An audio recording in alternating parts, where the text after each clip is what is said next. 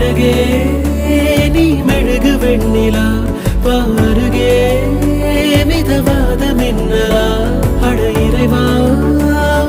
படைப்பின் உச்ச தேகமா அடடா நான் நுழைந்தேனே உதிரி பாகமா புட்ட பொம்மா என்ன சுத்த விட்டியே அட்ட போல என்ன ஒட்டி கிட்டியே புட்ட பொம்மா என்ன சுத்த விட்டியே அட்ட போல என்ன ஒட்டி கிட்டியே